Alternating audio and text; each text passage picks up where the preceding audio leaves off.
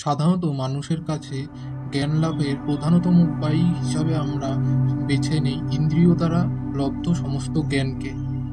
চোখ দিয়ে আমরা দেখি, কান দিয়ে আমরা শুনি, নাক দিয়ে আমরা বিভিন্ন ধরনের আঘ্রাণ নেই, জিভ দিয়ে আমরা আস্বাদ অনুভব করি, ত্বক দিয়ে আমরা কোনো কিছু ছুঁয়ে সেটিকে আমরা জ্ঞানের আকারে বিভিন্ন ইলেকট্রিক্যাল ইম্পালসের মাধ্যমে আমাদের ব্রেনে পৌঁছায় এবং আমরা সেটিকে জ্ঞান হিসাবে উপলব্ধ করি।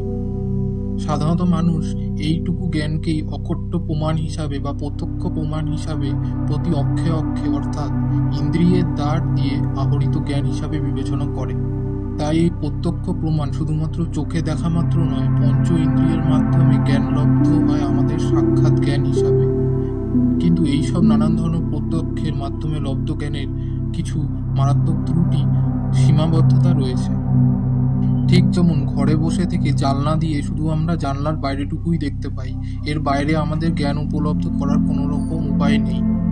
তাই অনেক রকম ইনফরমেশন আমাদের অগোচরের বাইরেই থেকে যায়, প্রত্যক্ষ হিসাবে কখনোই আমরা তুলে ধরতে পারি না নিজের কাছে।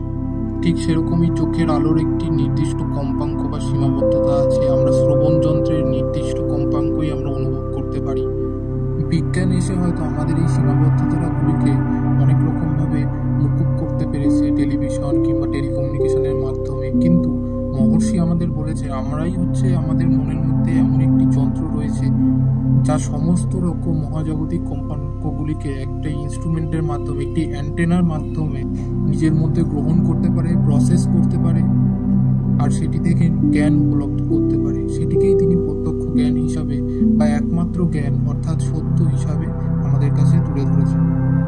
শুধু প্রত্যক্ষকে সম্বল করে অর্থাৎ ইন্দ্রিয় বর্গের উপর নির্ভর করে সম্পূর্ণভাবে আমরা কোনোদিনই জ্ঞান উপলব্ধ করতে পারছি না, অভ্রান্ত জ্ঞানও লাভ করা যাচ্ছে না। তাই বাইরের ইন্দ্রিয় ছাড়াও অন্তরে তিনি বলেছেন একটি ইন্দ্রিয় আছে যা মন, বুদ্ধি এই দুটিকে কাজে লাগিয়ে মানুষকে তিনি জ্ঞানের পরিধি বিস্তারের জন্য উপদেশ দিয়েছেন।